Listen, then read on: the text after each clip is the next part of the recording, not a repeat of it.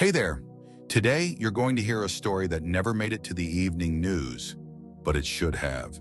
It's about a man who worked private security at some of the wealthiest events you could imagine. Politicians, celebrities, billionaires. He wasn't just guarding their lives, he was watching what they owned. And eventually, he realized he could take things no one would ever report missing. It started small, a watch, a pair of diamond earrings left behind in a dressing room. Things most people assumed they just lost. But what made this story spiral out of control was what he found during a private fundraiser. Something that was never supposed to leave that building. His name was Dave, ex-Marine, clean record, quiet guy. He wasn't flashy, but behind those cold eyes, something shifted. What he eventually stole wasn't a thing.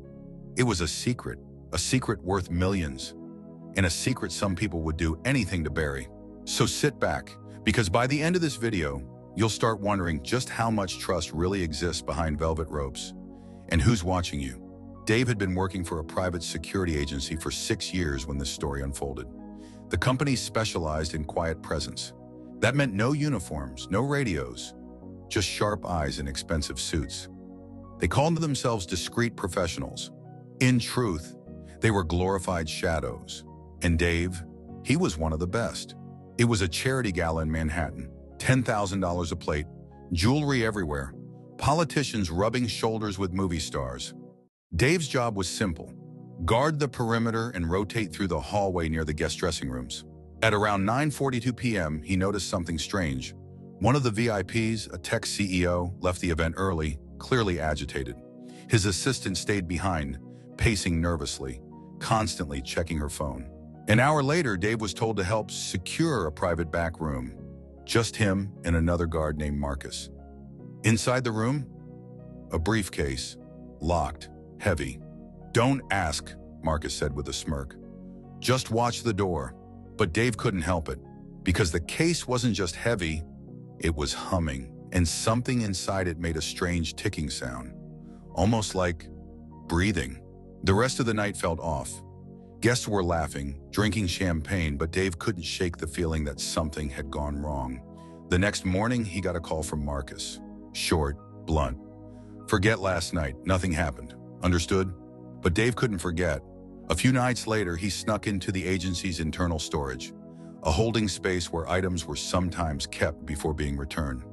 And there it was, the same briefcase, same lock, same hum. He cracked it open. What he found wasn't money, wasn't drugs. It was a small device, black, no markings. Attached to it was a handwritten note. Track only, not to be duplicated, property of Lexton Systems. Lexton Systems was a government contractor. Dave had done tours overseas. He recognized the tech. This wasn't tracking jewelry, it was tracking people. And someone, somewhere, was using private events to slip these devices into bags, cars, maybe even clothing. Dave realized he'd been part of something much bigger than he understood. Within a week, Dave was fired. No explanation, no paperwork. His badge stopped working overnight. But that wasn't the end. 2 nights after losing his job, he came home to find his apartment unlocked. Nothing missing, but the briefcase, gone. Then came the real kicker. A woman he'd seen at the gala, one of the assistants, was found dead, ruled as an overdose. But Dave remembered clearly, she never drank. Never touched anything. She'd spent the entire night watching that briefcase. That's when he knew. This wasn't just about stolen objects. It was about cleaning up loose ends. And Dave, he was now one of them. He moved, changed names, lives out of a trailer now, somewhere near Flagstaff. Works construction under the table, no phones, no bank account. He told this story once to a podcaster who later disappeared from social media entirely. But before she vanished, she shared one quote from Dave. "We weren't guarding things. We were helping them plant what needed to be found later." Dave believes many events we see on the news, high-profile arrests, scandals, leaked videos, may have started inside rooms just like the one he guarded. He wasn't a hero. He stole things, but the one thing he never gave up was that secret. The truth about the tech, the people behind it, and what they're still doing. There are jobs where you clock in, do your hours, and go home. And then there are jobs where you become a ghost. Dave learned too late which one he had. What started as a paycheck turned into a choice. Stay quiet and live comfortably, or dig deeper and lose everything. He chose the second. And if his story is true, we're only seeing the tip of a very dark iceberg.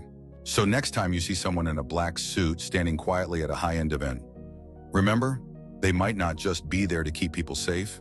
They might be watching, they might be recording, or worse, they might be planting something on you. If this story made you pause or gave you chills, you're not alone. I truly appreciate you watching all the way through. Thank you for spending this time with me today. I hope the rest of your day is peaceful, that your body stays strong, and that your mind stays sharp. We post new videos like this every single day with real stories, strange truths, and confessions the world tried to bury. So if you haven't already, please hit the like button, subscribe, and most importantly, leave a comment below. I'd love to hear what you think about today's story. Until next time, take care of yourself, and don't forget, sometimes the scariest truths are the quietest ones.